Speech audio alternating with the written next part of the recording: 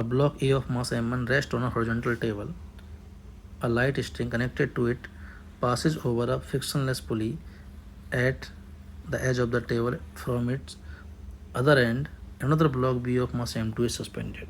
क्या बोला सवाल ने कि ये एक टेबल है, यहाँ एक पुली फिक्स है और इससे एक m1 मास जो है वो लटका हुआ है जो कि शुरुआत में रेस्ट पे है और इधर लटका दिया अपन ने m2।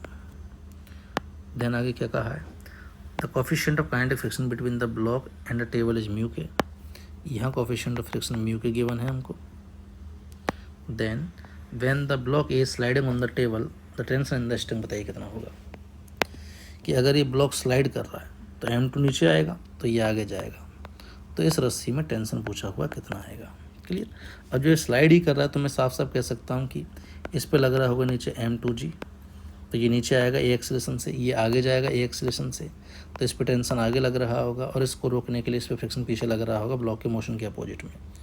ठीक है। स्लिपिंग हो रही है तो पक्का काइनेटिक फ्रिक्शन लग रहा होगा जिसकी वैल्यू हो जाएगी म्यू के इंटू यहाँ वाला नॉर्मल और यहाँ नॉर्मल इसके ऊपर के वेट के बराबर हो जाएगा, दैट इज m1g। क्लियर। अपन से टेंशन पूछा है तो अपन इंडिविजुअल बॉडी के एफबीडी पे फोकस कर लेते हैं। पहले m2 वाले पे देखो, तो m2 को चलाने वाला कितना है हमारे पास m2g, रोकने वाला है t और a जो है हमारे पास नेट एक्सीलरेशन आ गया। तो जिधर नेट एक्सीलरेशन होता है उधर ही नेट फोर्स होता है, तो उस डायरेक्शन में फोर्स को अपन प्लस मान लेते हैं। तो 4m2 अगर मैं लिखूं तो प्लस का m2g माइनस टेंशन, इतना नेट फोर्स लग रहा है और नेट फोर्स कितना हो जाएगा, मास इंटू इसका एक्सीलरेशन। Equation number 1।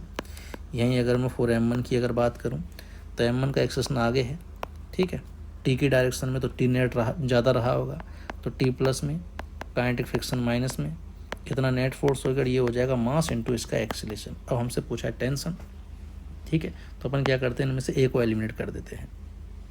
ठीक है, तो a को एलिमिनेट करने के लिए मैं दोनों इक्वेशन को डिवाइड कर देता हूँ, तो ये आ जाएगा m2g माइनस टेंशन अपॉन में टेंशन माइनस म्यू के m1g बराबर m2 अपॉन m1।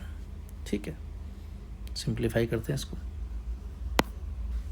तो यहाँ से m1 m2g minus m1 into tension बराबर m2 into tension minus mu के m1 m2g।